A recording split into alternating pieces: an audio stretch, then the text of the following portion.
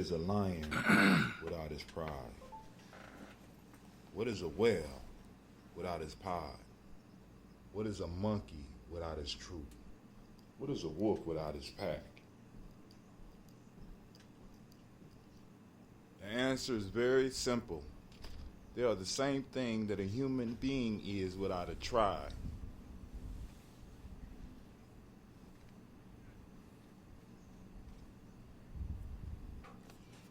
Pray.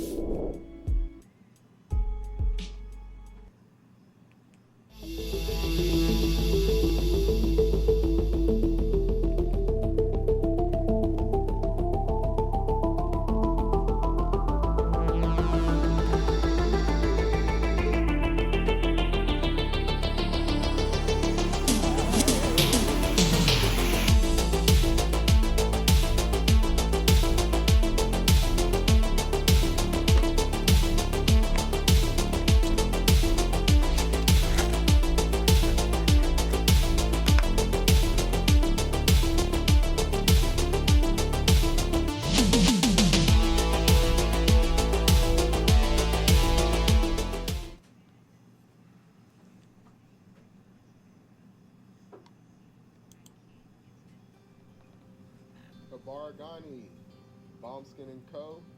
is the true definition of self-care, self-love, and repeat. We are what we create in this life. Balm Skin & Co. chooses to create something innovative and unforgettable. Check out our website for more information.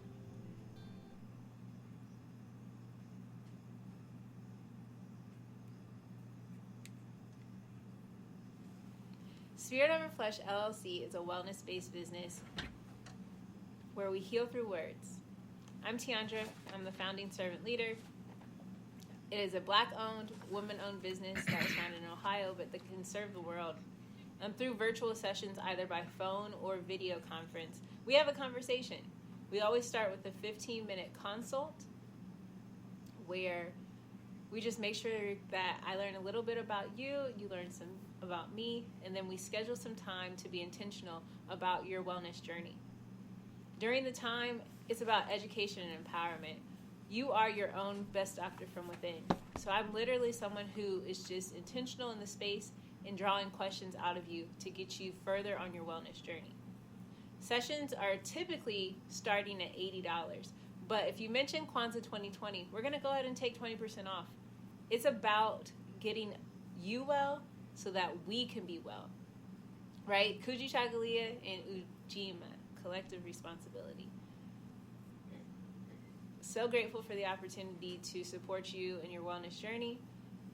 If you're interested, go to my website, spiritoverfleshllc.com. There's a button that says Let's Connect. Fill out the form, and I'll get right back to you. Again, that's spiritoverfleshllc.com. I look forward to supporting you in your wellness journey and healing through words.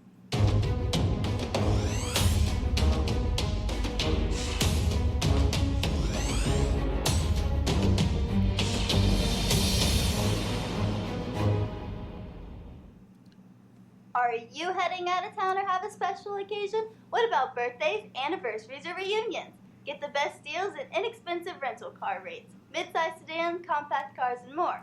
We have a variety of fleet vehicles to accommodate any and all of your rental car needs. Make a reservation today at your local budget rental car on Hamilton Road in Whitehall. Call 614-863-7500.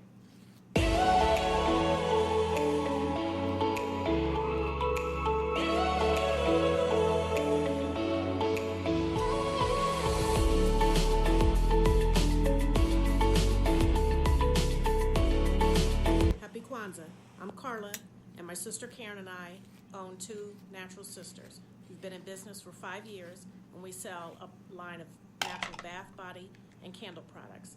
Let's take a look. Follow us on social media, Facebook and Instagram, at Two Natural Sisters.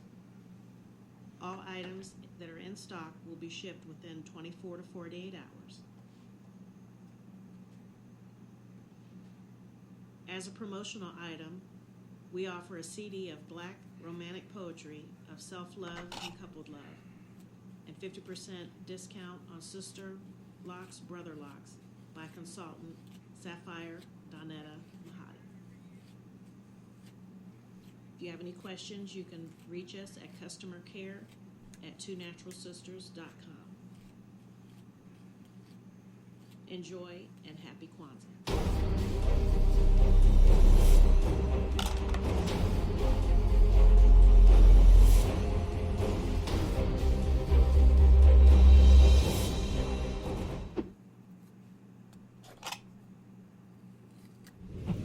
What's going on? My name is Doe. I am the owner and creator of Madeline Gin. Madeline Gin is best described as a celebratory art experience that exudes hella blackness. Initially, the company was founded to provide a luxurious but affordable art experience, and has since transformed itself into something a bit more spiritual. By walking in what I believe to be my truth, I've been able to get in contact with my ancestors and use my platform and my art, my gift, to tell their untold stories. I do that by using different textures, by utilizing different mediums, colors, and just making things pop out so that it's open for interpretation. I love creating, and I can't wait to be of service to you. Thank you. I am a genius. My ancestors were geniuses. My ancestors have made me a genius in all that I think, say, and do. I must declare myself a genius. I am a genius. Whenever I am myself, I practice my geniusness and do great things. All my thoughts, choices, and deeds must express my geniusness. I am a genius. My decisions must always be in the best interest of myself, my family, my people, and my God. Only then will I and everyone I know that I am a genius. I am a genius. At all times, my geniusness must reflect my culture. My geniusness must serve my God. My geniusness must make me be one in love and harmony with my family. My geniusness must protect my people. Yes, at all times I must demonstrate excellence because I am a genius. The Purpose Driven Society is a Black-owned, woman-owned business local to Columbus who creates accessories that have intentional messaging. Our specialty are buttons. Buttons can be worn anywhere, on a shirt, on a book bag, on a hat. The beautiful thing about buttons is that you can change them and switch it up depending on your mood or the day. For Election Day, we wore a very intentional button. On my book bag, my student's book bag, it says, "You are already intelligent, educate yourself." Buttons are empowering with the messages that we create. Again, we do them very intentionally. At the Purpose Driven Society, we're minding our Black-owned business and hope that you'll help mind ours too by doing business with us. Our buttons go for $3 for one, $5 for two, $7 for three. But if you mention Kwanzaa 2020, we're doing a special where you'll get an assortment of buttons for just $20, and we'll ship anywhere in the country. So again, that's the Purpose Driven Society. We can be reached at thepurposedrivensociety@outlook.com. Send us an email, and we will put together a very intentional bag of buttons for you and ship it straight to your home. Happy Kwanzaa. Thanks for doing business with us.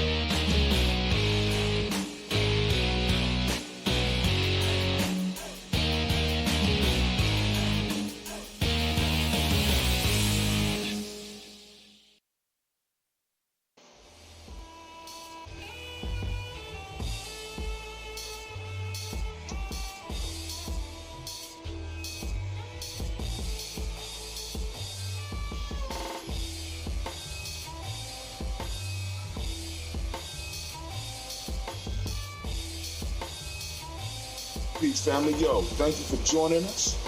Right? And I'm thrilled to announce the fact that we are now releasing our first free e-course. Come and learn about Gye-Nyame journey. See some of the stuff we do. Come and join the tribe. Tribe up with us and check out the free e-course. Now make sure that the URL pop up right about here. And it'll probably be somewhere in here. Check us out, family, because we are building. Come and learn about Gye-Nyame journey. And let's build together.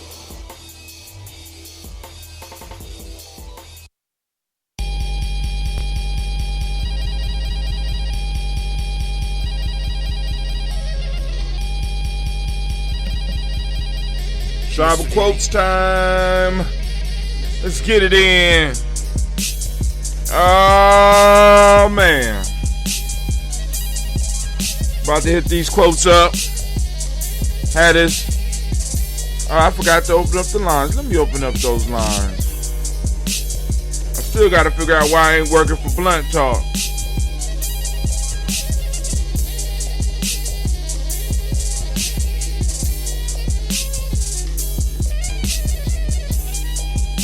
All right.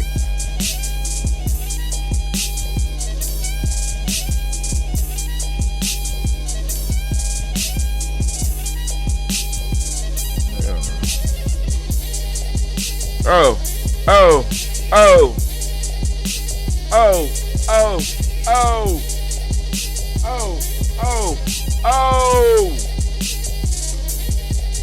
Let's get it. Uh-huh. I hear you. What? Oh, oh, oh, oh, oh. Will. Man, let's get it.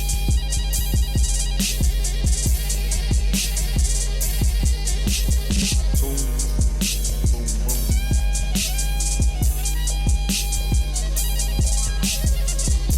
Let's get it, family. Let's get it. Stop playing.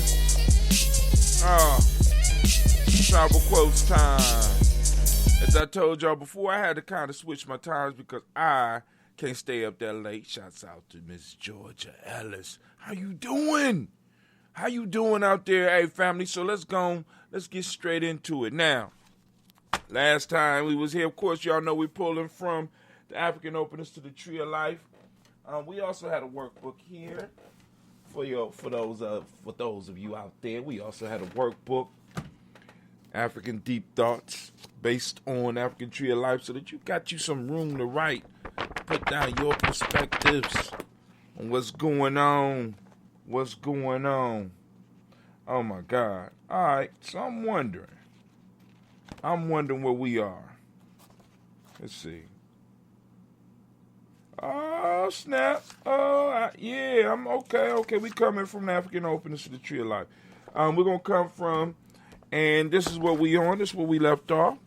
We are on the chapter on sacrifice. Now, the black line is open. Let me make sure people know the black line is open. I think Gye-Nyame Journey is still down. Let me double check. Is Gye-Nyame Journey still down? You still down, Gye-Nyame Journey? Yeah, Gye-Nyame Journey still down. All right, Dentista, man. I need some assistance. Man down, man down. You know what I'm saying? I don't know what's going on. I need some help. But anyway, so let's go on and let's get into it. So right now, family, we are in the chapter of sacrifice. And this is a very important chapter because, like I said, without sacrifice, you can't bring anything to fruition, baby. You know what I'm saying? And we got to understand this. Because really, when it comes to nation building, we really got to start talking about sacrifice. In Gye-Nyame, the three more pillars we got is honor, loyalty, and sacrifice. Sacrifice is a major issue when it comes to nation building because if there is no sacrifice, there is no culture. There is no community. There is no tribe. There has to be sacrifices. We have to be giving towards the higher goal. We all got to be making sacrifices to move towards the higher goal. Whether we're talking about a tribe that is moving towards doing real estate, doing business, doing social media, doing events, you know what I'm saying? There has to be a sacrifice. Family, whether you know it or not, you're making a sacrifice every time you go to that tribe that you call your job. Whether you know it or not, you are in the tribe. And you may just be a mercenary, or as we call them, tourist on your job. And you are making a sacrifice because they are not paying you what you're worth. Let me say that again. They are not paying you what you worth. So you're making an unknowing sacrifice. Shouts out to Miss Madonna Hill. You know what I'm saying? In order for us, as she says, Miss Madonna says, sacrifice is not avoidable in our return to greatness. And hell, to make it to mediocre. You know what I'm saying? We're not making, many of us are not making enough sacrifices to make it to mediocre, because to make it to mediocre requires some sacrifice, family. And for us to be able to organize, or for us to be able to build, we have to be willing to sacrifice. So in the African openness to the Tree of Life, let me go back to the beginning of this, because Terra Hauser did a little write-up on each chapter. And of course, the original book is called The African Openness to the Tree of Life. And those that are in the Gye-Nyame journey, like I said, this is, now I can't make it the official book. You know what I'm saying? Because it's too damn expensive right now.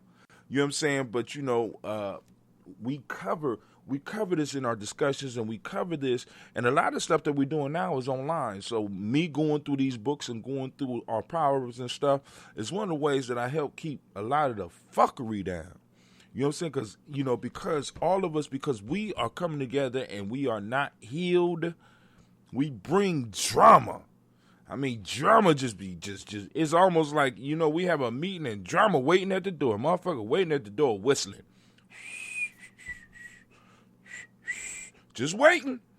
And you got a whole bunch of unhealed people, or people who are not dealing with themselves. Because, family, I want you to understand that the discussions we have about the folk tales, the discussions we have about these proverbs, the discussions and the reason that we're pouring in the morning is for our healing. Yeah, we talk about the community, but I want a lot of this, most of this stuff that we talk about is to be applied personally. Like, for example, when we talk about the Nguzo Sabo, or the 7 principles, you know what I'm saying? We first start from you, not from what the community doing.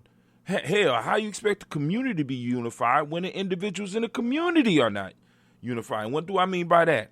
You know what I'm saying? There are 5 parts of our being, right? And you want order and harmony in a large group, right? And you ain't brought order and harmony to the 5 parts of your being: intuition, mental, emotional, spiritual, and physical. That unity starts with you, and it works out. But all this stuff requires sacrifice.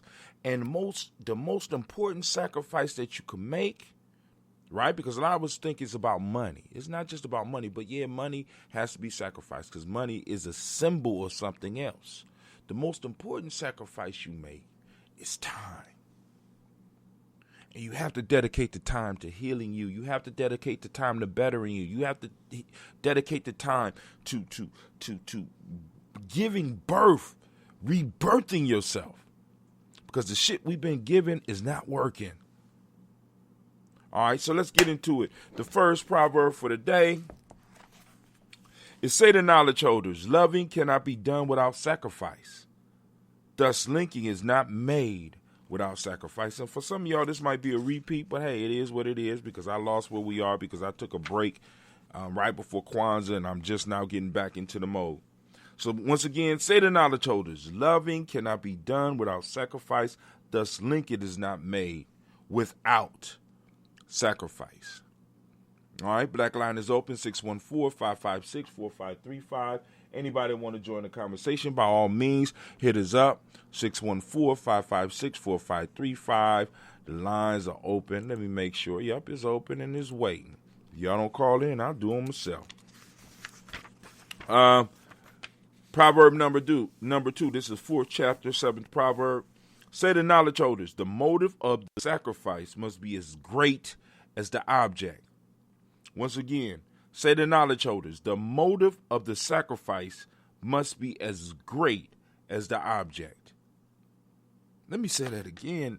Anime, where you at? Where you at? Why you slipping? Let me say it again. The motive of the sacrifice must be as great as the object. Oh, you caught it. Okay, thank you. Am I interrupting you? Are you enjoying the food that I left over there for you? Oh, okay. Don't get so caught up that you don't think you could be laid off. There's a bunch of Phoenixes out here that need a job. Yeah, I just seen one today when I was driving home, sitting out there freezing. You know what I'm saying? So cold that it can't turn into fire. You sit up here and just turn ash and mess up my damn floor and rebirth yourself. But anyway, for those that don't know, I got spiritual animals and spiritual crowd over here, and they living the best life and ain't on their shit. I don't understand it. You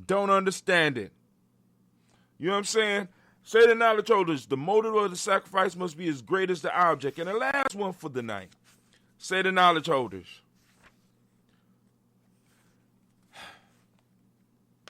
the good of the object signifies the good of the motive of the sacrifice. Once again, the good of the object signifies the good of the motive of the sacrifice.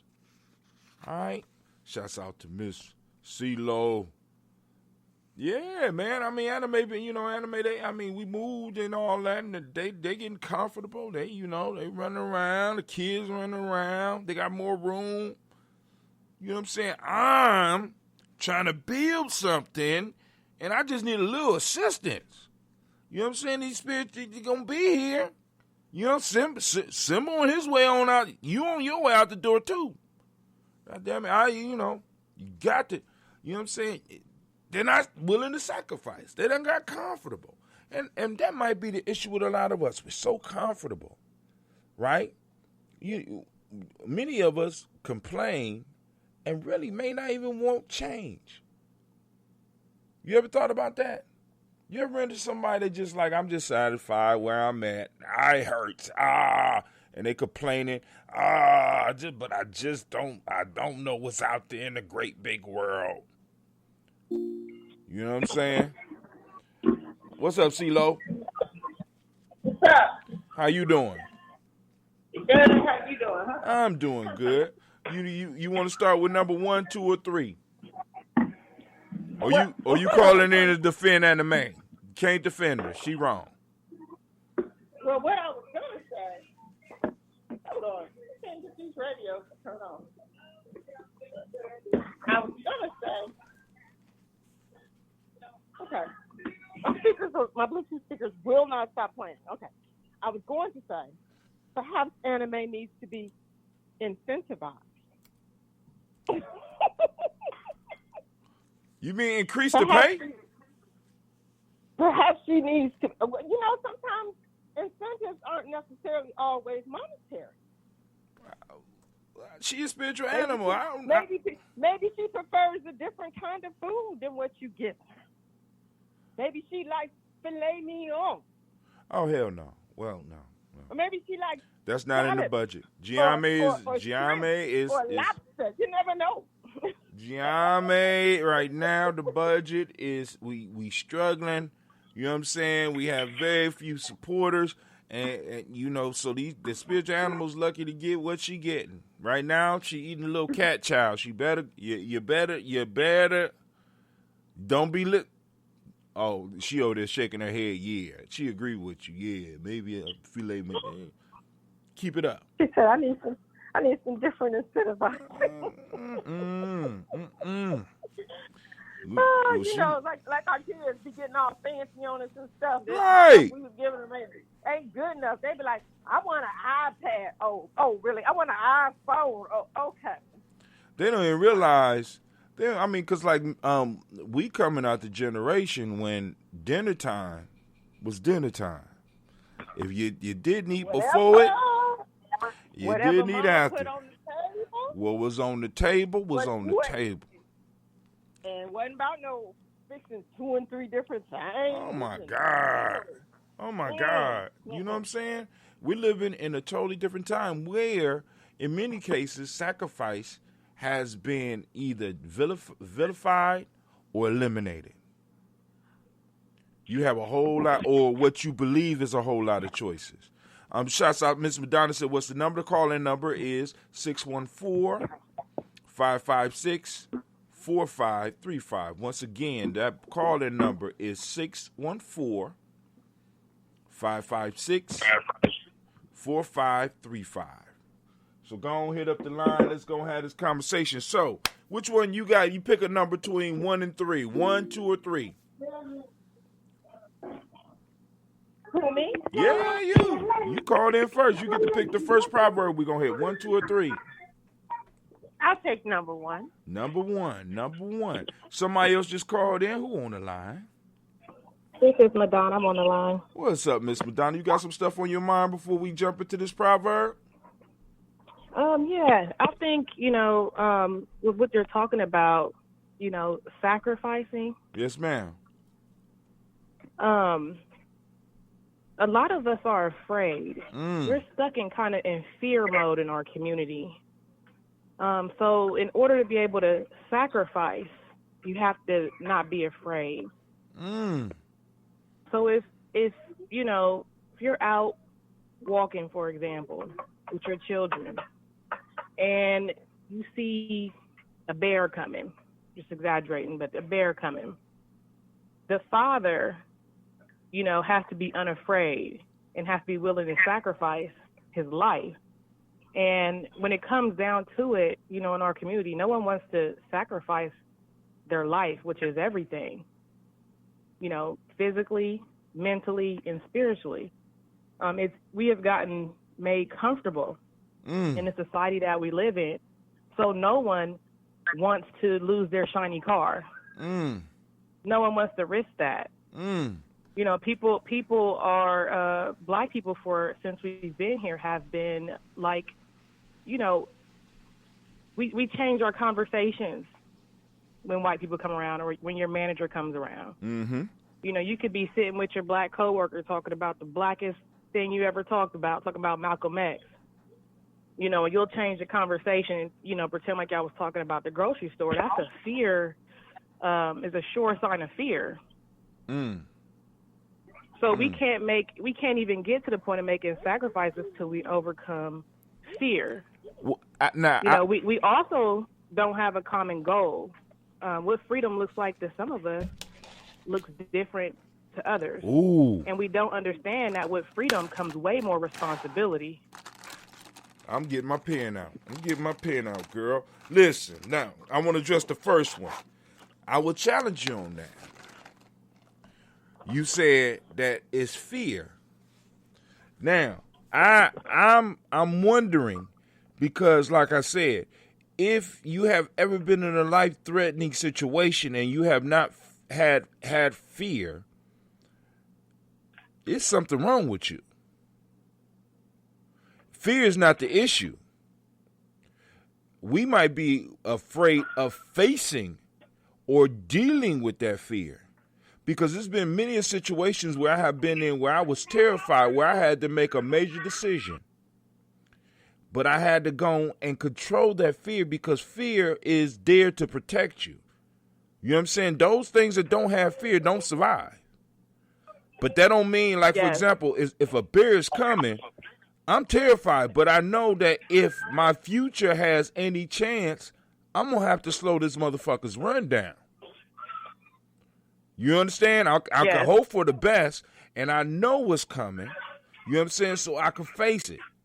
Matter of fact, we've been in situations like that before, and fear is there, but it's our ability to face the fear because even with sacrifices, when you look at sacrifices, people got to understand that the whole concept of sacrifice that we used to get from the ancient world was that individuals would give up large portions of their food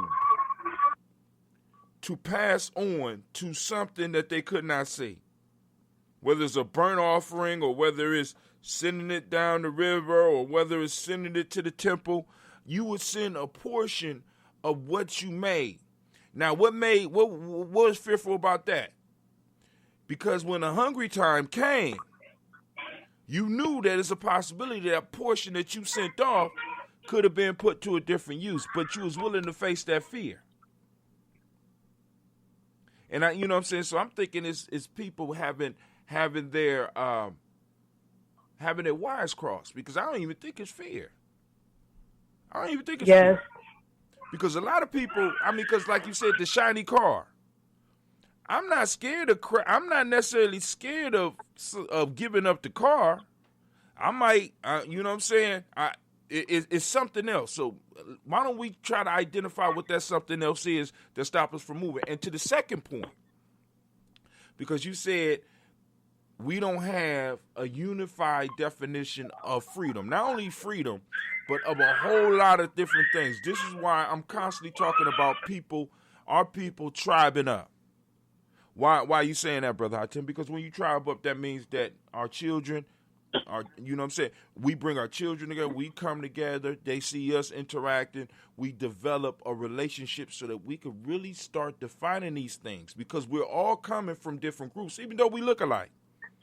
We're coming from different family experiences. We're coming from these micro experiences, expecting the world to be how we want it, and we're not even having discussions about how the things we think we won't look, which makes it hard for us to work together to get it, because if freedom is this to you, but it's that to me, we could be moving in opposite directions thinking we're working together. So I agree with you. I definitely agree with you on the second one, but the first one, you know what I'm saying? But, you know, I think the alleviation of that is one.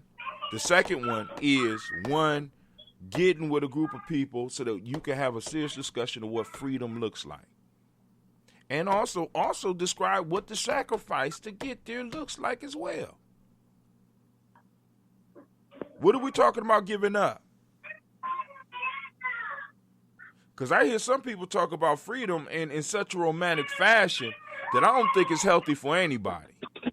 I really don't.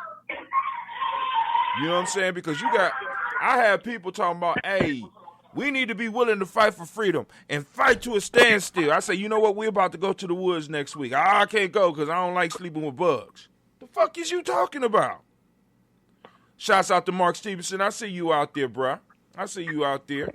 But, you know, so now, Sister CeeLo says she want to do Proverb number 1. I'm going to throw this up, ladies, so we can have a conversation. Anybody else want to call in? We're doing what we call wisdom mining, right? Now, what page are you on? I'm sorry, Hatem. I'm looking at my book. Are you in the African Openness to the Tree of Life? Yes, that's the book I'm looking at, yeah. Oh, my God. That's my sister for real. I'm on page 30. Okay. Proverb number 3. If you have the African Deep Thought Workbook, we are on page 165. So the one we are on, we're starting with CeeLo suggested. I'm going to let CeeLo go first. Wisdom mining, family. Look, this is part of therapy because we, like I said, we are unhealed people. We have to heal. We have to get our little groups and we have to start healing so we can stop, because we trigger each other. Miss CeeLo, am I lying? Don't we trigger each other? It just be like, you know, it's crazy. But anyway. Yeah. Well, you know what? You know, fear will be, but courage is what it takes to stand up to that fear. That's the missing thing. Do you have the courage? Do you have the courage? Do you have the courage? And now, let me ask this. Because there's some fears that are natural, but there's other fears that are taught. And some courage is natural because you got some children that are more daring than other children. But some courage is taught as well. You know what I'm saying? This is one of the reasons that we keep talking about. It's a lot of stuff in the culture we got to bring back because it's a lot of lessons that our children are missing because we don't know that you're supposed to pass that on. Mm-hmm. What is worth dying for? I agree. I think our broken families are literally the source of all of our trauma. You know, people not knowing their roles in relationships and having children and just winging it, right? Just You're just winging it. doing the best you can, and you don't have the proper education and knowledge. You know, a lot of women are masculine now. A lot of women have a lot of masculine features. And a lot of black women now are being gassed up as if they are the hottest thing out. They're not learning compassion. They're not learning to be humble. They're not even learning the roles and jobs that they're supposed to be playing. A lot of what I'm finding is a lot of black women actually think that they're better than black men. And it's getting really treacherous now in our community because it's killing the community. They don't know how to nurture their husband or their son into courage. They don't know how to help them even build pride. They don't think that that is a part of their job as being a feminine woman. They want to go, women now, they want to go to war too. They want to compete with men, which is physically, mentally, and emotionally impossible. And I think that's a big issue that we're dealing with right now. That's being ignored. So you saying, because let me be clear. You're saying that we don't even know, we're not even clear on the definition of manhood and womanhood. Oh yeah, definitely. No clarity. No clarity. No clarity. There's no codes. There's not even any codes anymore. You know. Whereas the boys now, they don't learn man code. Ooh. They're being raised mostly by women. You said they don't. Their mothers give them everything, and a lot of boys think women are supposed to be doing that. Yeah. A lot of women think they're supposed to be doing that. We don't know as women anymore how to inspire men to be the best men that they can possibly be. Damn. Hey, what y'all think about that out there? Let me go on. So we have not defined the roles. We have no institutions in our community that can help promote the roles. And then on top of that, we got outside pushing against the idea of us even identifying the roles. Like, for example, if I said what you said, there would be a sexist black man on here, a sexist, angry, toxic black man saying there's places. What do y'all? I mean, so you're saying there's roles in the community, and we should be training the younger generation to take up some of these roles. Absolutely, somebody's going to have to step up. To be a full man, you know, in African society requires that you actually marry a woman and have children and show that you can support others. A lot of men and women are not getting married anymore. So the children are getting one side of the story. And, you know, somebody posted about women going to war. So we have to be accurate and look at the statistics. Women like Gye-Nyame, those were very few. What I see now is every black woman wanting to go to war. Every black woman African woman was not going to war. There were very few, and there were very, very different reasons why. A lot of women are just waking up and like, oh, I'm about to go fight. This is it. I'm about to show. That's not accurate. There might be one woman out of Columbus, Ohio, who went to war. But now these masculine attributes of warriorism to be put on a woman is almost insane. We are not even physically built to do a lot of the things that we're doing. And people are ignoring these simple facts. So you have broken homes. Raising broken, confused children. Broken homes that's put together by broken people that's That's raising a broken generation. That's right. That's absolutely right. Damn, and all this came from just we didn't even get into the damn proverb. Shouts out to Miss Madonna for hitting us up with this, man. Now, but now, key to this is one of the reasons I keep screaming, tribe up, family. Tribe up. Because that gives us an opportunity to really start looking and wrestling with some of these questions, and not just wrestling with the questions, because what I also notice with this whole woke shit is that it starts becoming more of a protesting, studying mind state, which to me is a threat as well. Because I know motherfuckers that have been studying for over 50 years and do absolutely nothing but get knowledge. They read their books and they get up and go to work for the enemy. You know what I'm saying?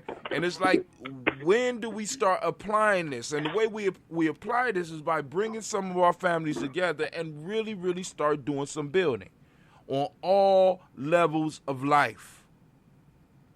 You know what I'm saying? Setting up the institutions that will train, because manhood, like for example, Madonna said that part of being going into and being fully accepted in society as a man or a woman is at least being married. Now, even in some warrior cultures, in cultures where the men were trained as warriors, some men were not allowed to even get married until after they went to battle. To after you prove that you was not just that you could go out and start shit, not just that you could fight, but to show that you are useful to the society. But that's a far cry from what we have right now. We all supposedly are born with this intrinsic value, with this entitlement, and now it's eroding us. We come out of a broken system, and now we've been entered into a system where everybody is winners. When our very lives demonstrate to us that everybody can't be a winner. I remember one time a teacher told me, my daughter wasn't doing good in school, I want to give her an award for having pretty eyes. I said, you bet not. You better not. Let her sit there and see everybody else get an award so I can explain to her why she didn't get an award. I just don't want her to feel left out. Fuck that. Let her, if she has not earned it, let her be left out, because that's part of life. You got to figure out she got to do the work. She got to do the work. For existing. She got for just existing. And we come from a culture where it's like, boom. I mean, it's like where at one point in time, the pride was what I was able to produce for my tribe, what I was able to produce for my community, what I was able to produce for my nation, what I was able to produce for my people. And I ain't talking about hundreds of years ago.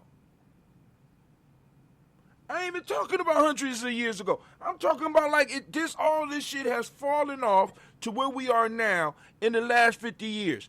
Even with the worst oppression of Jim Crow and all that shit, we were still producing some of the top scholars in the world. Why? And what changed? Well, one of the differences is, to is it LaDonna's point, we got a lot of families that aren't the traditional family unit. Back in my parents' day, and my mother taught me, you don't just have kids. Like these women say, I'm a single mother and I'm single. Well, a lot of them chose that and they created that. They decided they weren't even in a marital relationship with this man, but they wanted to have his baby. But they don't want him to have nothing to do with the baby if he don't further want to have anything to do with her. So then she goes about, training her children, whether they be men or little girls or little boys, training them that, we don't need no man. Mm-hmm. And that men are bad and their father ain't this and he's this, that, and the third, wherein what foundation did you set for that house? You know, there are situations where people don't stay together. Right. Absolutely. Right. I'm divorced myself, but the intent was to form that unit. Some people don't even go in with that intent. Right. I just want what I want. We don't have really community. You know, like I agree. It's very difficult in African society. I think there's like one divorce in every like 1,000 marriages there, but that's because families on both sides come together and have a discussion. You know, you marry families. I mean, now most times a young man will just run off with a girl. Right. You know, they would have not even spoken to the father. You know, and then people get married because they feel like they're grown. And that's a very big issue we have in our community. That's you're 18 dangerous. And you're grown. That's a it's dangerous. Very dangerous. That's a dangerous very issue. Dangerous. This whole very dangerous. And it plays into. It's like it's a mythology in America, because I look at myths, and that's what this is, a mythology that there is this rugged individualism in America. And what's even more dangerous about it is that we are the only group that practice that shit. Everybody else is moving as a group. Exactly. Everybody else moves as a group. You know what I'm saying? And people are like, no, that's not always true. Then why they on top? Because if it was, we were taught to hate and distrust one another. Right. That was bred in. Right. With everything else. Right. And that was bred in as well. To hate and distrust one another. Now, and this is what we here for. This is why I call it wisdom mining. Now, what was the secrets that our ancestors left for us? Because they left us the Jews, they left us the information in order to solve this. Because we have models that we can start practicing right now in our private lives, right now, in our group lives. Because once again, this is why I'm always screaming, and I'm going to keep on going back to it. I always scream, tribe up. Because it's important. Because we need to surround ourselves with other like-minded people so that we can have these discussions, so that we can have what we call those cultural stabilizing holidays, so that we can learn how to eat again, so we can learn how to eat together, so that we can understand the importance of relationship, right? Because, I mean, it's so much stuff that we have been misguided on. Because another aspect of this is that, for example, we have been taught some corny-ass spirituality shit. Now, in Gye-Nyame, one of the things I try to break down to people is that spirituality is about relationships. No more, no less. Well, spirituality or religion? I think we were taught religion. Well, no, see, I'm moving beyond. If we get back to our spirituality, I think we would be in a better place. Religion is and doctrine and dogma have gotten us, I think, off track. If we were to truly practice spirituality, I think, because we're spirit beings.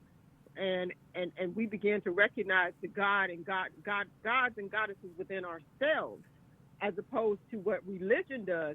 It takes all the power outside of yourself. You have to worship this other deity, right? But you have to. I'm listening. You have to submit to it. You got to sacrifice to it. You got to give offerings to it. You got to give. So I think there's a difference between spirituality and religion. I won't argue that point.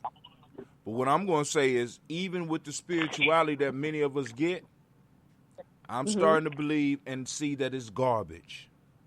Okay. I agree. See, because this is the issue. Spirituality is about relationships. Your relationship with a higher power, your relationship with your ancestors, and your relationship with your family. Relationships is the bottom line power of is what spirituality is about. We done got it to where we're looking for all this other stuff. when the key thing that we need to be focusing on, my relationship with you, my relationship with Madonna, my relationship with other sisters in my life, my relationships with my brothers and my sisters, my relationship with my elders, my relationship with my ancestors, let you know my level of spirituality.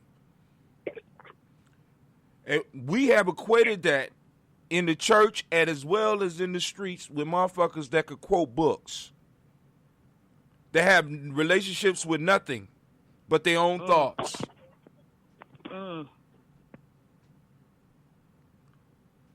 So, and so true. I didn't find how Tim. I met you maybe 10 years ago now, probably more than that. Way more than that. Yes, you trying to share that shit off. I was,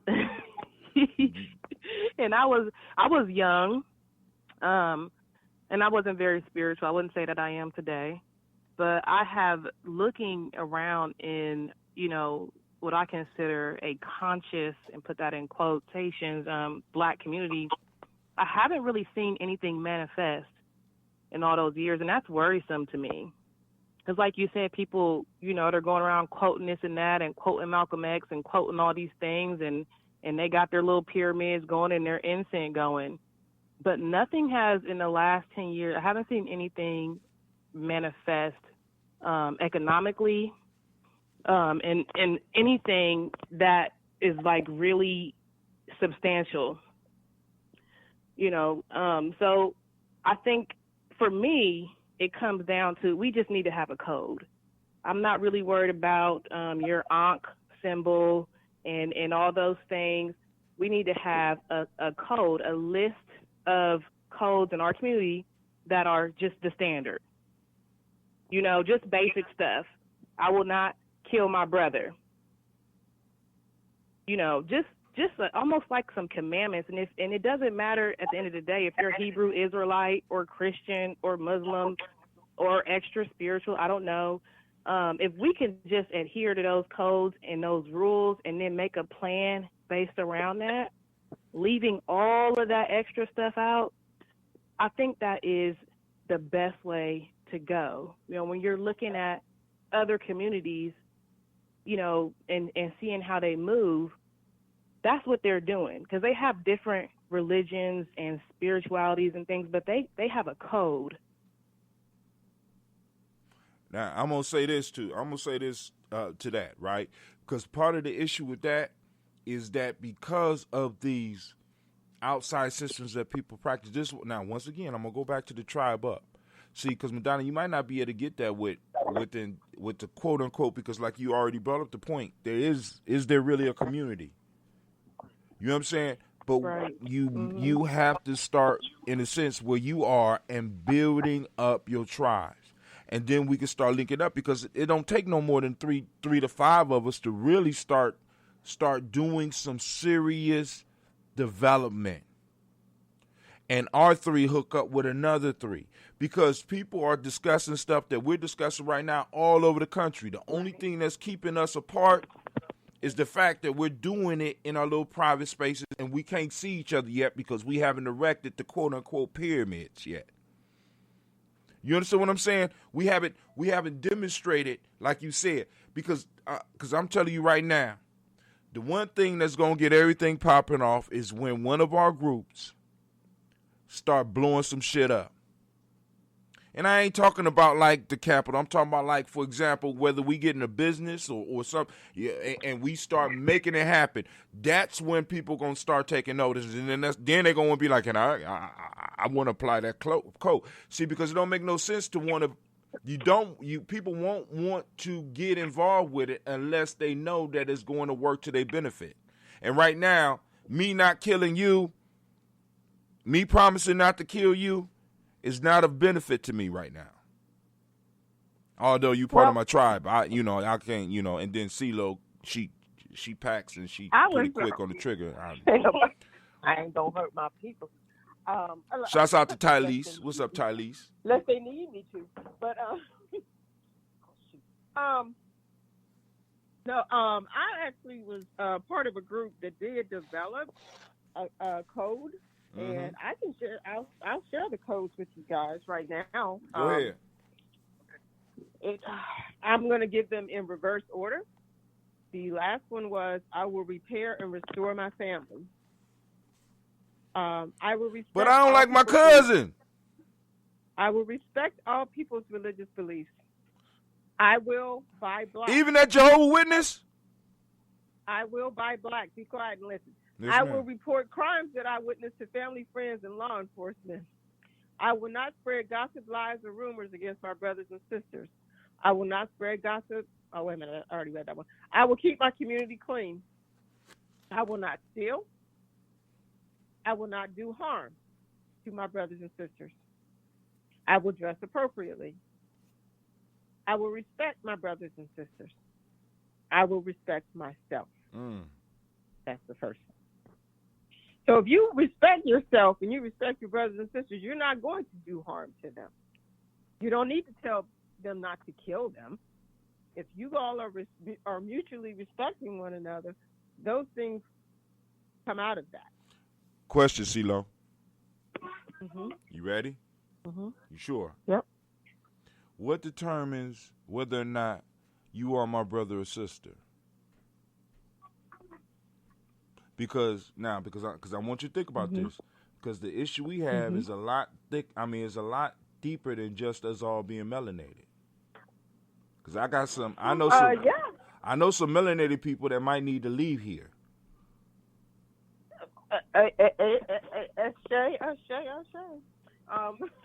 Yeah. Yeah. What's her name? Candace Owens? Oh, God. There are some that I would put, yeah. But we don't even have to go that far. We could talk about, because you ain't been out of Columbus too long. You understand what I'm saying? Because we don't even have to go all the way to Candace Owens. We got something right here. You know what I'm saying? So, and that's why I keep on saying the tribing up piece, because that will give us an idea of who is our brother and sister. Because this open door policy that we have for relationships has to close. There has to be borders. Oh no, yeah. I mean, it's not just yeah. You know what I'm saying? Because because all of us here have been in organizations that have had open door policies because you're black, and we let the wrong motherfucker up in there, and they set that whole room on fire. Mm-hmm. Oh yeah, we definitely got to have a vetting process. Exactly. You know what I'm saying? Or initiation process. How do you become part of the family? All right, I want to be part of the family. How bad do you want? Now, I remember this years ago. This is when I first discovered Ra Neferamen's book, Metu Neter. It just got released. And my spiritual mom knew some of the people. So she said, well, Ra Neferamen is coming to Dayton. So we loaded up the car, went down to see Ra Neferamen. As a matter of fact, I got a spiritual reading from, because he asked people in the crowd, motherfuckers was acting shy. I was like, me! And, he gave me my reading, right? So I went up to him. I said, how do you become part of our Sarset society? Because he was telling us about it. He said, those people who want to be part, he talked funny. Those that want to be part of this society really want to be part of this society. What the fuck did that mean? Well, you ain't answering me. You know what I'm saying? But the point that he made, right? Go ahead. But what he's saying is, you gave an example earlier about people, you saying, well, let's go camping. Now, I'm not a camper, Hatim. I can't tell. I can't. Who went camping, Hatim? Who went camping, Hatim? I won't even count that as camping because listen, I have never seen a bed out in the woods with a goddamn headboard. My daughters got up and left me for the whole damn camp trip because they was with we going with Miss CeeLo. What the hell is going on over? I walk outside, it's lights on. What in the hell? But you made it work. You understand what I'm saying? You made it work. And that's all I asked. Not only did you, But I was willing to come out there. Not I'm only, saying, but there hold would have on. been a time in my life where I wouldn't have went out there. Okay. Not Under only, any conditions. not only did you come out there, you bought supplies for everybody. Madonna has sent money out, and she come out and visit. She ain't stay, but she was sending supplies out there for us. You understand? So those who want to be part really want to be a part. Those who want to be part will show themselves. Will show themselves. And you know what I'm saying? And that initiation and those rituals and stuff that we do, people participate. You understand what I'm saying? So it's like, but I was too young to really understand that then. Because like I said, if I really wanted to be or saw a set society, I'd find out where the office was, and I would have went up there and seen what it took and kept on going until I got in if I really, really wanted to be part of it. See, we make it so that people don't have to sacrifice. You could be part of a black organization. You don't have to do any sacrificing. Just be black. We just want you. No, it takes more than that now. Oh, no. I mean, we definitely know. We know that it definitely takes more than that. Because it's like, it's certain things that we do together that help develop those relationships. And those relationships is what protects us. Because you're going to know when something wrong. And when you have a close relation with, some of us get so close to people that we know when they sick and we don't even have to see them. Some of us got relationships where you have a knack for calling that person when they need a call. That's our ancestors working. And those people that don't fit into that don't belong. And we have to be bold enough. We have to be bold enough to tell people, you don't belong. You don't belong in our tribe. Maybe you belong to somebody else's tribe. You know what I'm saying? I ain't saying, but you don't belong here. And there's nothing wrong with that. But once again, that goes back to that sacrifice, because now going back to the proverb, because y'all ladies, let me give y'all a round of applause, because y'all called in and y'all done brought the show to life. Y'all done got me excited, man. I have one more comment, before I get off. Who is it? I just want to say, this is Madonna. I just want to say that in regards to our community, if we really, really want to see progress, we really need to return to a patriarchal format. It is very well known there are very few, if any, matriarchal communities that have been economically, progressive and successful in regards to their community. Because at the end of the day, women will always need protection. So if we are to get better, we're going to have to accept our roles again. And I think that a lot of Black women struggle with that. We're going to have to fall into our femininity and our roles, because the men should be leading our community. Now, Madonna, let me say this to you, right? And I want you to check this out, right? Because I'm not going to say you wrong. But what I'm going to say to you is the most successful organizations, tribes, and villages in our community are run by the women. Under male leadership. There's male leadership there. You see it in our community. In our community. Yeah. You want to know? I mean, where are they? Give me an example. I want you to figure out the example, and I'm gonna give it to you. Where are these organizations? They've been around forever in our community. They might not be doing shit now, but they used to be the foundation of all of our organizations.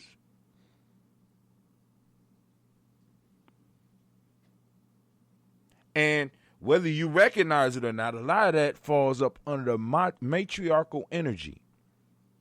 And they are they're financially a lot of them are well financially. If you're saying that our community has matriarchal successful communities, Oh yeah. it can't be so. Look at the state of our community. We Oh, don't yeah. have any justice. Well, hold on. We don't have Right. any of those things. Right, but now, because a lot of this shit that we are experiencing in the way we're experiencing it happened once these organizations got infiltrated in a sense.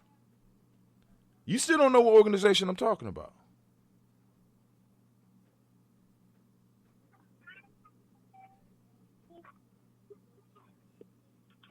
We overlook them now.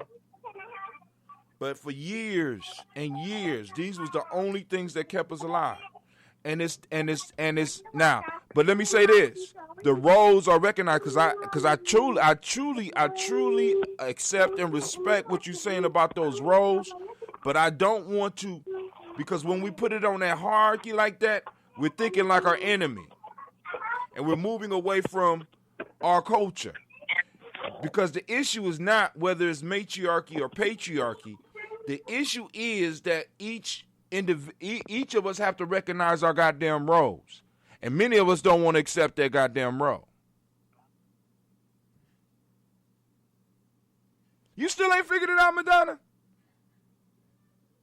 She done hung up. I'm trying to. To me, there isn't any. If our kids are still getting killed in the street, if we're still losing wealth every year, and the black community's wealth is we're the one place we ain't really lose. What we still ain't. I don't. You don't see it. It don't exist. Where was you going? Exist. Where was you going at about 5 to 7 years old? Because I know I ran into somebody that knew you when you was younger. What, to Kojo's spot? No, you wasn't 5 to 7 years old. Why you always trying to? to? You said when I was 5 to 7 years old. I thought you said 5 to 7 years ago. Right, 5 to 7 years. You said 5. 5 to 7 years old. You said 5 to when I was 5 to 7 years old. Yeah, you used to go there once a week.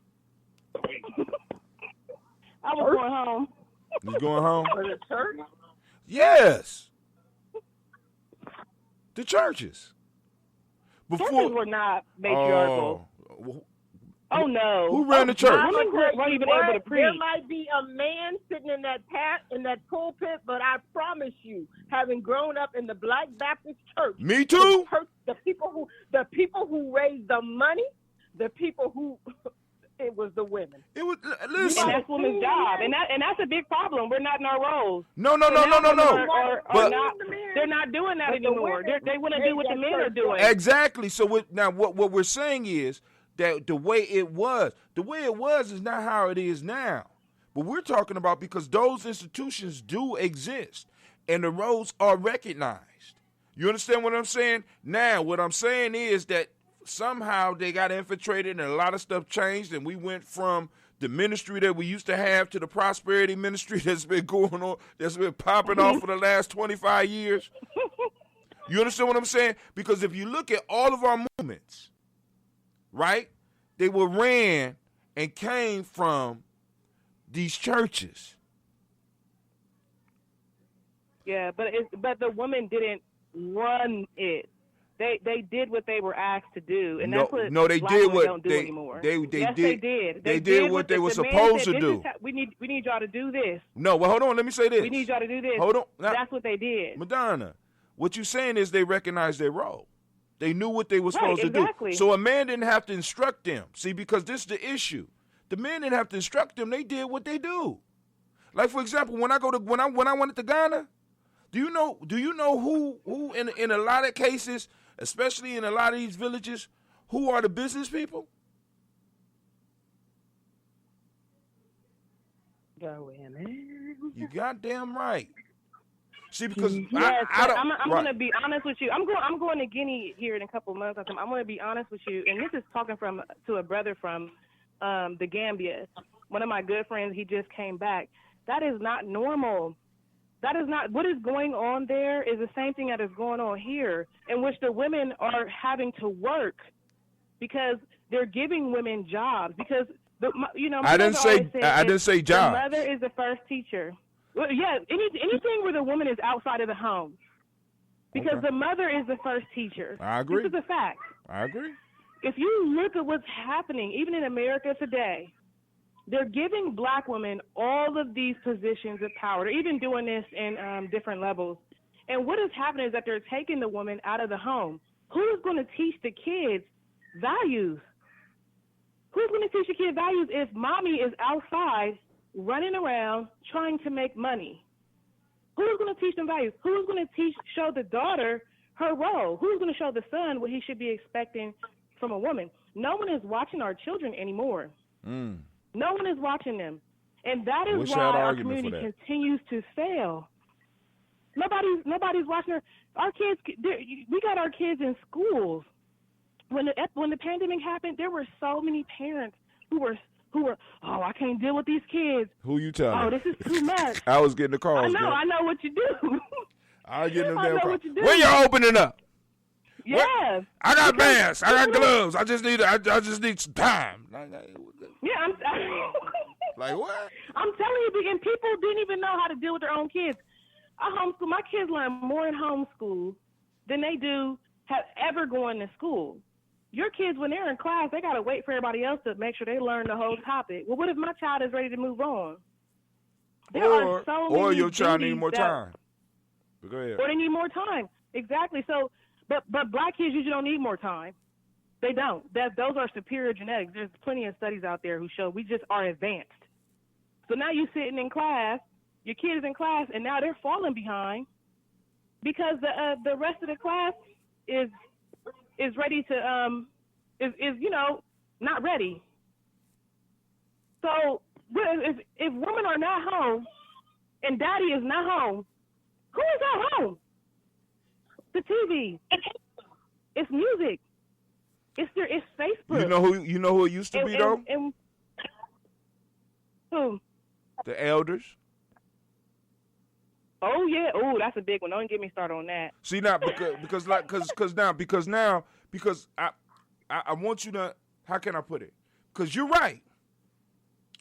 But black women have been involved in the business of community for a very long time.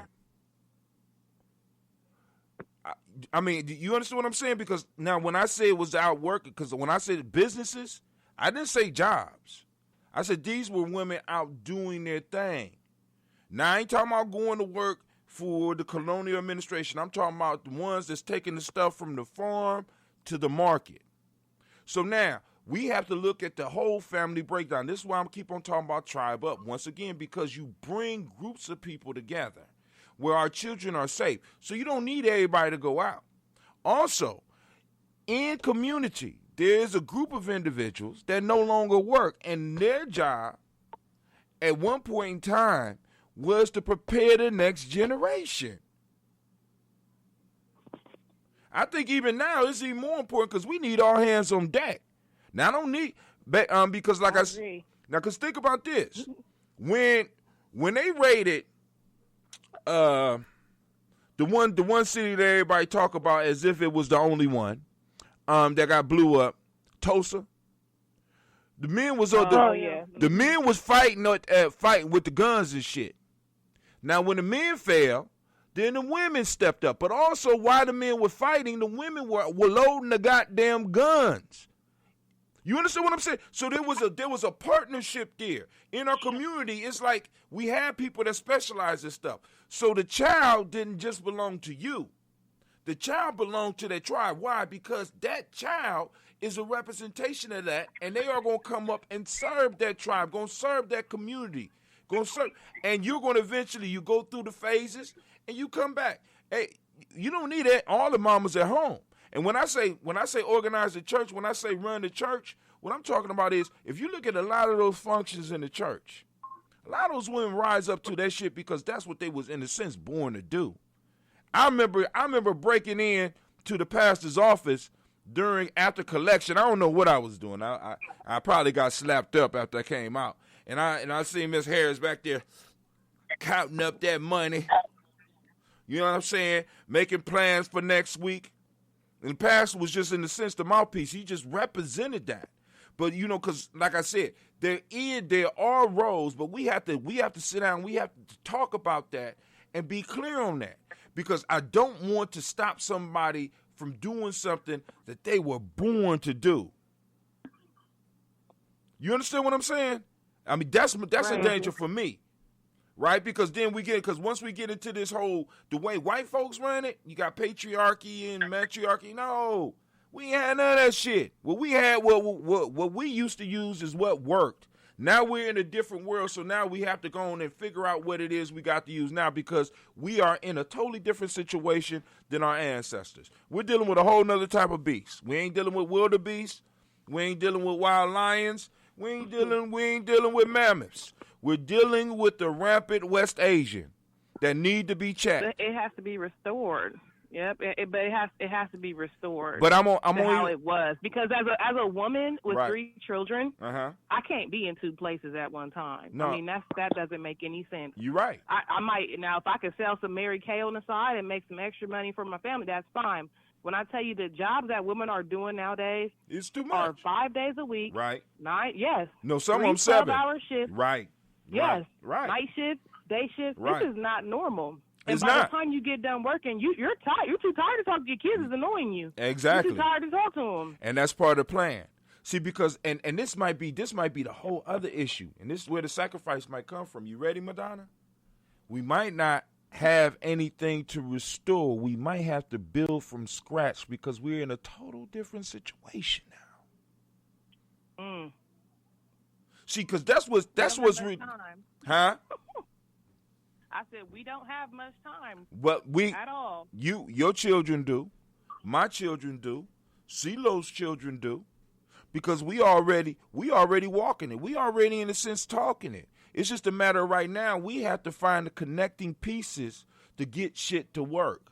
Because one of the things I love about you, Madonna, like I said, if you knew that your children were all right, your ass would work 4 12-hour shifts and drop money on the collective because you know that your children is all right. You're right. It's not natural, but shit, you probably would be boring as hell. You probably be bored the hell out if that's all you did. Oh, I wouldn't. And that's the thing. Okay. See, I'm sorry. I'm telling you, that's what a lot of women think. A lot of women think that when they're at home, there's not a lot of jobs for women to do. There are so many different duties that women should be doing at home. How many kids could you take care of? Not just cooking and cleaning and doing yoga. There's so much more. I have a family tree I've been working on. Right. That takes time. Right. I'm teaching my kids about their legacy, and that's on my side and on their father's side. Helping to plan trips. Right. So if father is working, then that's my job. I'm going to set up the flight. I'm going to, and then, like I said, homeschooling, keeping the kids at activities, making sure they're eating the freshest food. If a woman is home, she could be growing some food, which would be helpful so that brothers don't have to worry about that.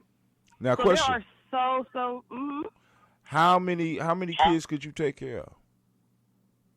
How many kids could I take care of? Yeah. I think about 6. Okay. All right.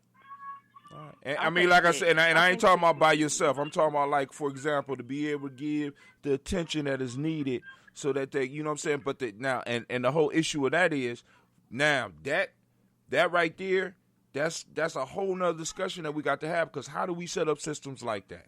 With somebody who would really enjoy that and really enjoy investing into the children? Because some people do want to go out into the world. You understand what I'm saying? I mean, that's called fighting against your purpose, though. That's the problem, because most of us don't want to sit down. Most of us are addicted to work. A lot of women are actually paranoid about not working. Seriously, they're very paranoid. When I ask women, like, would you just, like, be able to stay home? You get, oh, I don't know if I could ever do that. I mean, because also a lot of us live outside of our means. Exactly. So a lot of us got 2 car payments, right. and so we got a lot of things that we think we need that we don't need because we become addicted to, like, American society. Now, yes, I will say that. So if you dropped off all that, right? Because this is the point I'm making. This point. If you really had a group of people that was of like mind, and we would sit down and we was to actually, like, in a sense, do therapy and find out where everybody fit, You would have some that wouldn't mind doing that and being like, shit, I got kids. If I cut you off some, I mean, we would be able to work together because the children actually belong to the tribe or the families, however you want to look at it. So everybody's supposed to contribute to that because regardless of what we do, in some form or fashion, it has to be of service to the collective, whether that collective is the family or that collective is the tribe or that collective is the community, because there are resources that are needed for all this shit, because there is no trips if there's only one income, especially in America right now. There's basic survival. You know what I'm saying? So we got to be coming up with businesses that will be able to support the lifestyles that we're talking about, because hell, you know what I'm saying? You can have all the time in the world, but if your place too small, you ain't got enough room for no goddamn garden. And you ain't got enough room for 6 kids. The ones you got would be happy, but then we got a whole community of people or a whole tribe of people that might need something. And if we was able to combine and create those resources by using our mind and developing intellectual property and learning how to market and learning how to put stuff out, well, we are able to either earn extra income, you know what I mean? But those are whole other discussions, and get those reparations, because we're gonna get those goddamn reparations. I'm just letting y'all know, because we gonna take that shit. If Dr. Claude Anderson ain't on the board, we gonna get about $5 a piece. Hey, it's some people. It's some people now. Dr. Claude Anderson the Elder is cold, but there's some cold people working on it, baby. We gonna get more than $5. The shit is coming. You know what I'm saying? And I'm gonna look into it. But I wanted to thank y'all. CeeLo, you quiet? What's going on? I'm listening. See, we ain't even get to the damn Proverbs. Madonna, how you gonna call and disrupt my whole damn show? I'm getting off the line now. I'm getting off. Oh my God! But hey, good conversation. I'm getting off. But hey, this is what you did. What happened today is really what the show is about. At least I got the Proverbs out, but we had an excellent discussion in family. We really need to think about some of the stuff that CeeLo said, some of the stuff that Madonna said, and some of the crazy shit that Brother Hatim said. The issue is that we have to be willing to do the wisdom mining and do the work. So now that we got some of these ideas out, we got to start really thinking about them and expanding on them, right? So that we can actually start manifesting some of the stuff that Madonna was talking about, that CeeLo was talking about. Because the point is, we passed the point of just motherfuckers sitting around studying, reading books, and being fake spiritual and burning incense and rubbing shea butter on their ass so that they got a smooth ass. We beyond that. No, I'm just being serious. I mean, I'm sick of it. I'm sick of this fake woke shit. Really, motherfuckers honestly equate, the shea butter with revolution. Nigga, it's not. It could be part of it, but it's, you know what I'm saying? I got a smooth ass. Okay. You know what I'm saying? So now you got a smooth ass so that you can sit at somebody else's job. We need to start manifesting. Because all of us have been involved in this shit long enough to, and for me, it ain't even property. You know what I'm saying? Because I'm still hearing people talk about property right now. I'm like, shit, can we start with getting some internet property? You know what I'm saying? Right. You know what I'm saying? We're having fallouts with motherfuckers about absolutely nothing. I want to have a $3 million argument. I want to have a $3 million argument. Yeah, right. I want to fall out with Madonna about $3 million. Madonna, you owe me $3 million. She say, no, I'm only gonna pay you. I'm only gonna pay you $1.5 million. What the fuck you mean $1.5 million? I want to have CeeLo. You owe me $5 million. You know what I'm saying? What you mean you only gonna give me 3.5? Yeah. I can't. So I supposed to cancel the family trips now because you all of a sudden want to hold on to some? Those the heated arguments I want to have. I'm so sick of this $20. shit. Yeah. Or and no what money. Somebody said about you last week. Right. I'm sick of it. I'm sick of it, man. I can't deal with it no more. I don't want to live with it no more. I don't even want to deal with it no more. It's stupid. It's stupid. But yeah, ladies, I want to thank y'all. I will be on the air tomorrow morning. This has been one of the livest shows. I might have to rebroadcast this mug, man, because y'all turned it out. Y'all turned it out. But yo, Thank you for having me, Hatem. What Thank you mean? You so Thank you much. for calling in. This is our show. This show belongs to the community. You part of the tribe, whether you want to admit it or not. You know what I'm saying? So, and I'll see you at the camping trip. And this time you stay in the night, at least one night. When you and your y'all babies. going camping? When y'all going? I don't know yet, but Deshaun already declared it. So he said we're going. You gotta let me know like ahead of time. I already know because you listen in. You the way it works, you're gonna listen in and you're going to find out. Because now, check this out. I got this van, so I'm buying a tent that connects to the back of the van. It's about to go down. It's about to go down. Cause you know I'm gonna have to plan, extra to either fly in or or whatever, Right. So.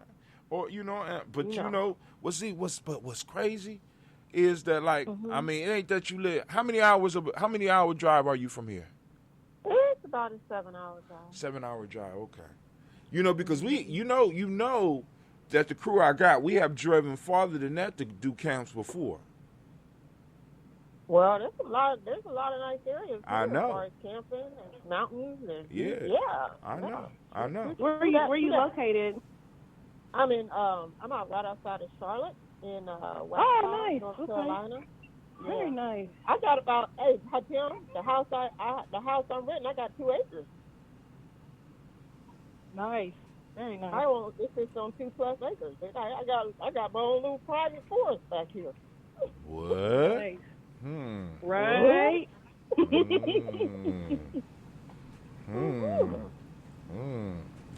I mean, but it's a thought. So let's talk. I mean, you know what I'm saying? Because you already know we got the equipment. That ain't shit. Mm-hmm. You know what I'm saying? So, but yo, that's enough. Because you know the West Asians listening in. I don't want them to. But anyway, family. We're gonna bid you a fair adieu. Y'all have a great night. Thank you. And y'all, thank you for tuning in to Tribal Quotes.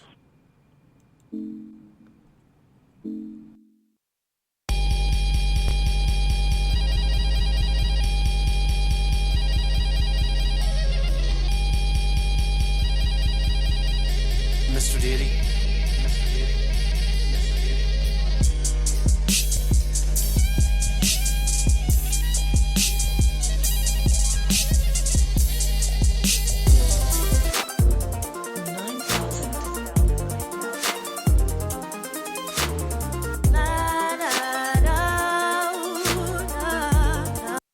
What is a lion without his pride? What is a whale without his pod? What is a monkey without his troop? What is a wolf without his pack? The answer is very simple. They are the same thing that a human being is without a tribe.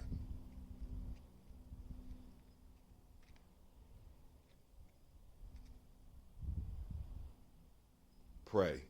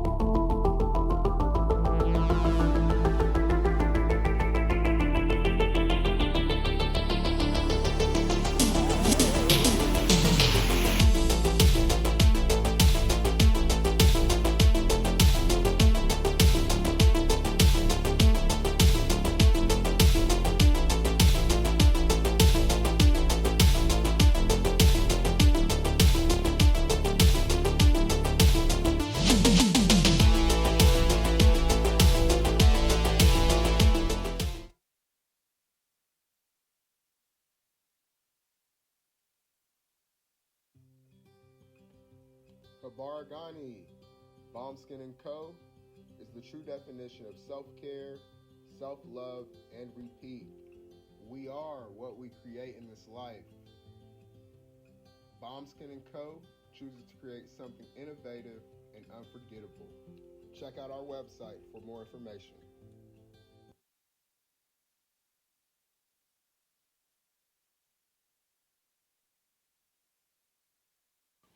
Spirit Over Flesh LLC is a wellness-based business where we heal through words.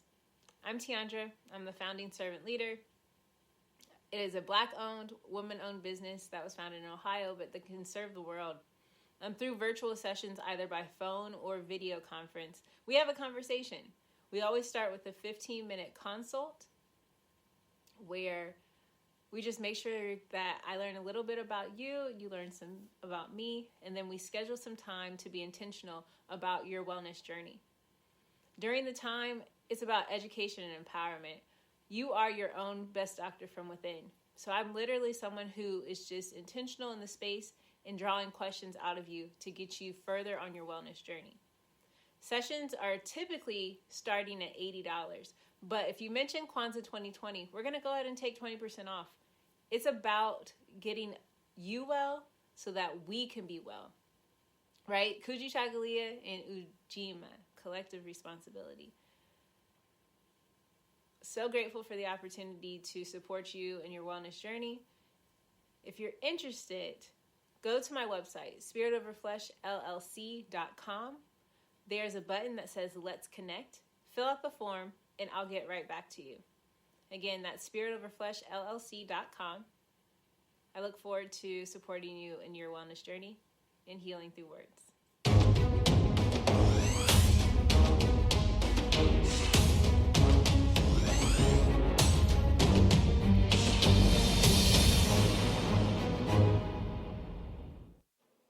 Are you heading out of town or have a special occasion? What about birthdays, anniversaries, or reunions? Get the best deals and inexpensive rental car rates, mid-size sedans, compact cars, and more. We have a variety of fleet vehicles to accommodate any and all of your rental car needs. Make a reservation today at your local budget rental car on Hamilton Road in Whitehall. Call 614-863-7500.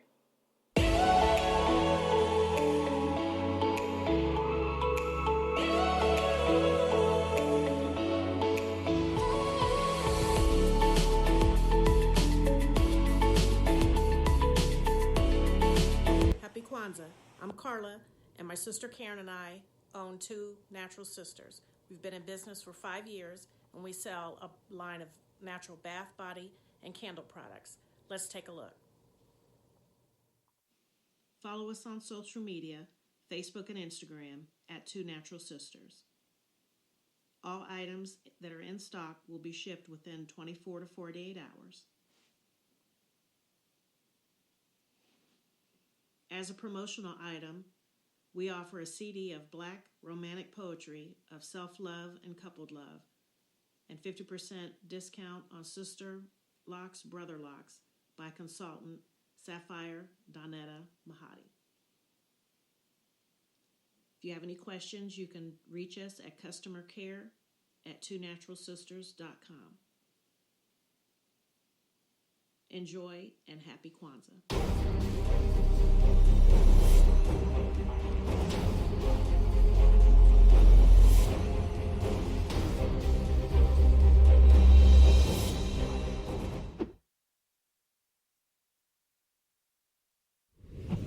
What's going on? My name is Doe. I am the owner and creator of Madeline Gin. Madeline Gin is best described as a celebratory art experience that exudes hella blackness.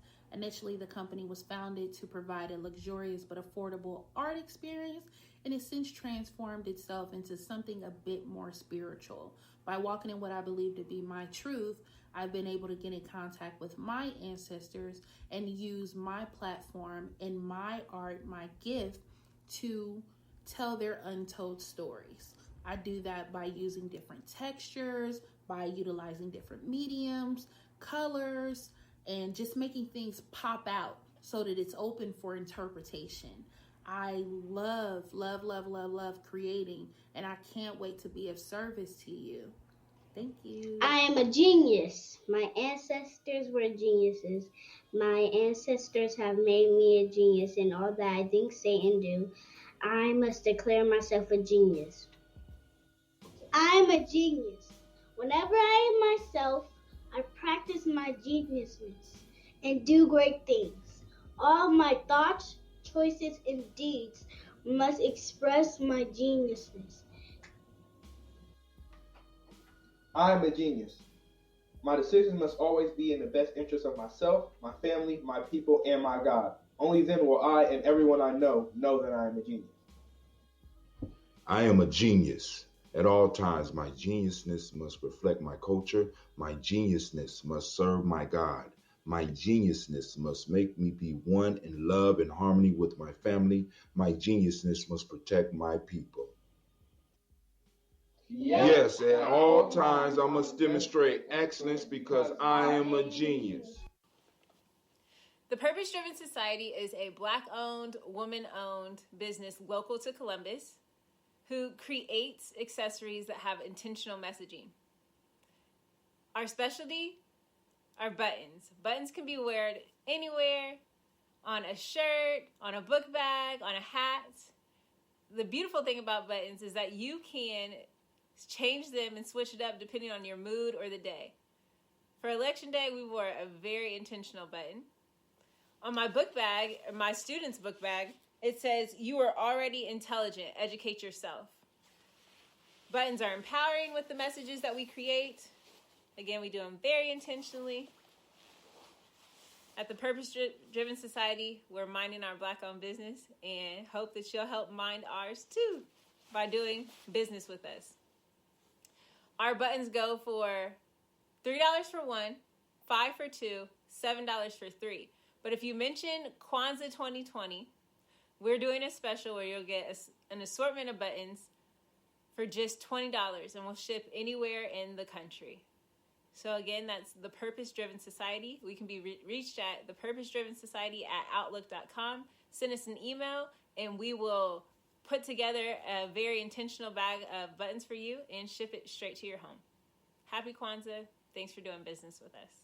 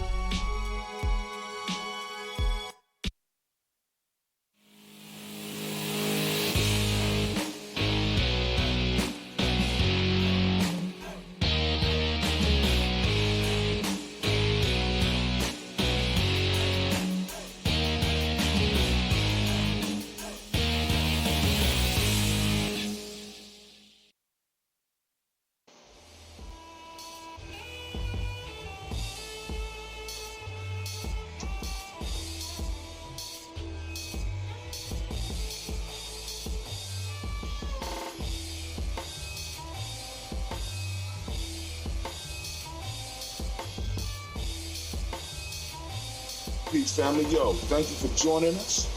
Right? And I'm thrilled to announce the fact that we are now releasing our first free e-course. Come and learn about Gye-Nyame journey, see some of the stuff we do. Come and join the tribe. Tribe up with us and check out the free e-course. We'll make sure that the URL pop up right about here. And it'll probably be somewhere in here Check us out, family, because we are building. Come and learn about Gye-Nyame journey, and let's build together.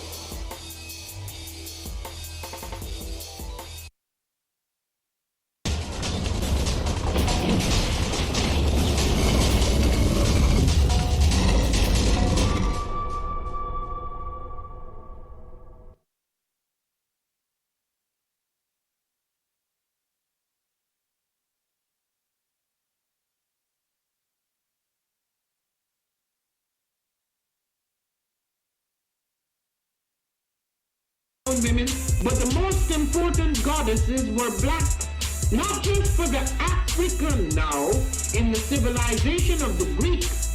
The Greek was so profoundly affected by the Africans that the goddess of chastity was a black woman, Artemis. The goddess of wisdom was a black woman, Minerva. The goddess of beauty was a black woman, Diana. And many of their great mythological figures which were critical to the vision of history, the history of the Greeks in the Odyssey. The woman who draws, who has the power to draw Odysseus and all his crew into her, is Circe, who is represented as a black woman with African features on the Greek vases. The woman who helps Jason win the Golden Fleece is a black woman, Medea. The woman who marries Perseus, the Greek hero, is